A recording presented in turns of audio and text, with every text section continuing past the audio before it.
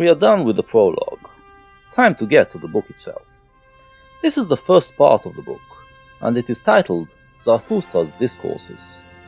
As we recall, the prologue ended with Zarathustra realizing that it is pointless to talk to the masses, and he must find the select few who are capable of understanding him and who will be his companions.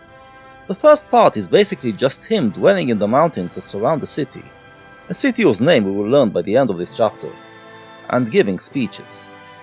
We are not told, but it is implied that some people come to listen, and that some then start following him.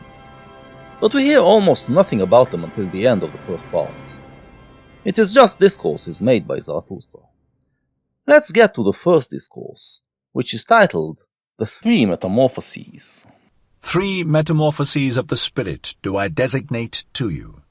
How the spirit becometh a camel a lion, and the lion at last a child. This discourse, then, is going to be about how the human spirit develops.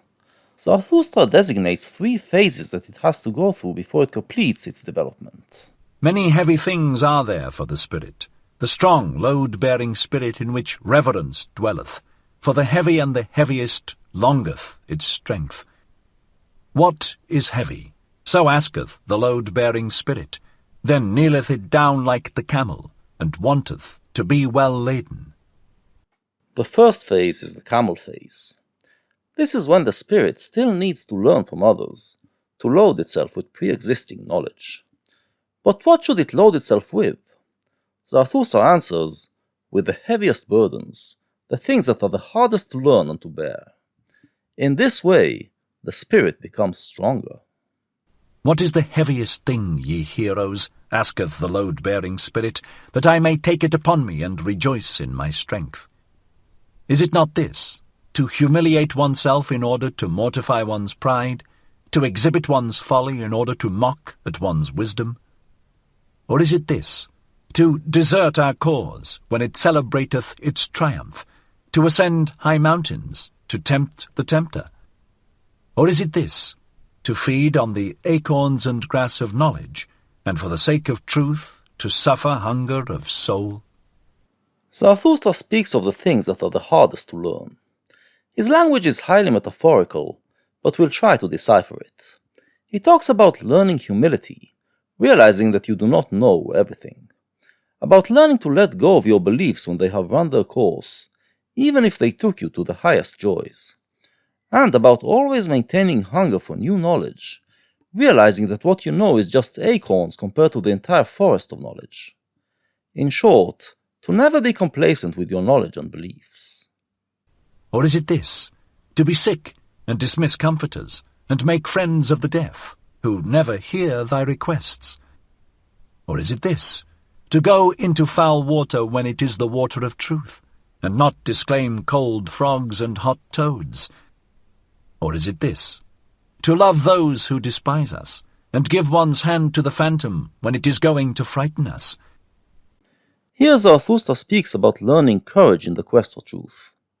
The truth-seeker must not choose comfort over danger. He must be willing to experience sickness, that is, ideas that are rotten but might teach you something. He must be willing to tread in dangerous or dirty waters, if this is where the truth lies. And he must converse with those who are his enemies, and let them challenge his beliefs. All these heaviest things the load-bearing spirit taketh upon itself, and, like the camel, which, when laden, hasteneth into the wilderness, so hasteneth the spirit into its wilderness. So, the spirit loads itself with prior knowledge. As we can see, it is not just about learning ideas, but also about learning attitude. It is about learning how to acquire ideas, and how to treat them once you have them, which is to say, as something good, but not sacred. Ideas can take you a certain distance, but they can also hold you back. The spirit should know when comes the right moment to discard an idea. Once it gains all this knowledge, the spirit should run to the wilderness. In other words, it should no longer let outside ideas influence it, but deal with the knowledge it has on its own. But in the loneliest wilderness happeneth the second metamorphosis. Here the spirit becometh a lion.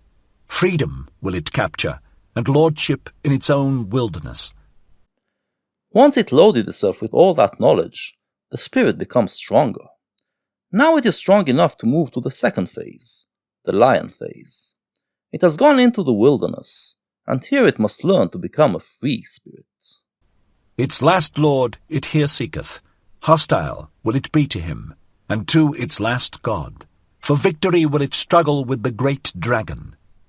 What is the great dragon which the spirit is no longer inclined to call Lord and God? Thou shalt is the great dragon called, but the spirit of the lion saith, I will. To become free, the spirit has to develop its own will. It must not treat the ideas that it learned in the camel stage as an external code to obey, but as something that must become part of it and serve its will. In the process, it must slay the part of itself that wants to obey something other than itself. This part is likened to a dragon. Thou shalt lieth in its path, sparkling with gold, a scale-covered beast, and on every scale glittereth golden, Thou shalt. The values of 1,000 years glitter on those scales, and thus speaketh the mightiest of all dragons, All the values of things glitter on me. All values have already been created, and all created values do I represent. Verily there shall be no I will any more. Thus speaketh the dragon. The many-scaled dragon represents all those different values and philosophies that came before. There are so many that they have an overbearing effect, intimidating the spirit into believing that it cannot possibly create anything new, something that has never been said. The lion must have the courage to overcome this feeling, and slay the dragon so the spirit will no longer feel that it should obey any of those seemingly preordained values and beliefs. My brethren, wherefore is there need of the lion in the spirit? Why sufficeth not the beast of burden, which renounceth and is reverent? To create new values, that even the lion cannot yet accomplish, but to create itself freedom for new creating, that can the might of the lion do. To create itself freedom and give a holy nay, even unto duty, for that, my brethren, there is need of the lion.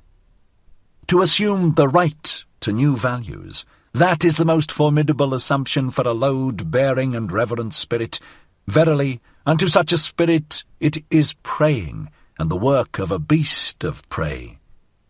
Liberating yourself from old values still doesn't mean that you created something new.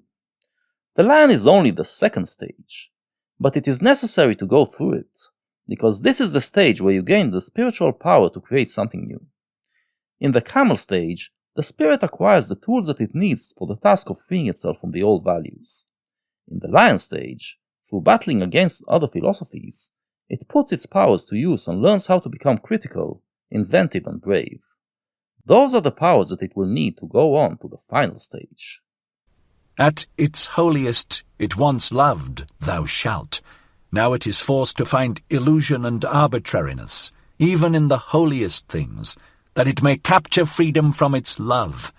The lion is needed for this capture. The spirit used to enjoy obeying those traditional values and beliefs. As we shall later see, Zarathustra is not against obeying. When you obey an external law created by someone greater than you, it forces you to become stronger and greater yourself.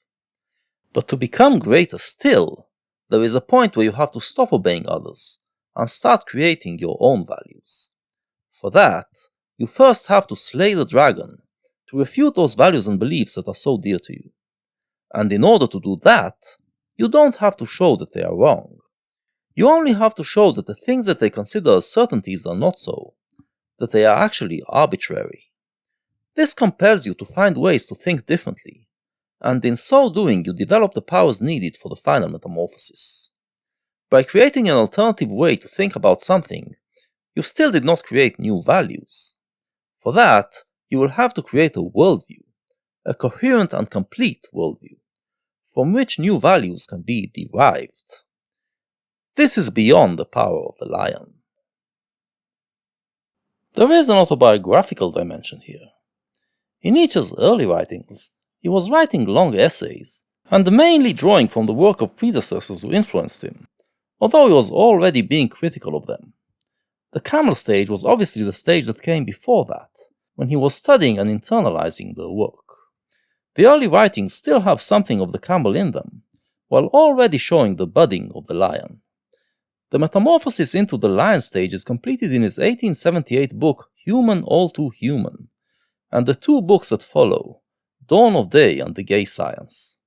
In these books, Nietzsche is writing in short aphorisms, each attacking a different subject and refuting the certainties attached to it.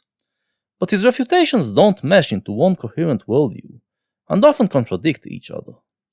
They are not meant to offer a new philosophy, but merely to refute existing philosophies. The Gay Science is somewhat different from the previous two, showing the budding of a new worldview. And now, in his next book, Thus Spake Zarathustra, Nietzsche feels ripe to present it to us. He opens the book with a discourse on the three metamorphoses, indicating that he is no longer in his destructive stage, but is now in a new, constructive stage. He left the lion behind. But tell me, my brethren, what the child can do, which even the lion could not do.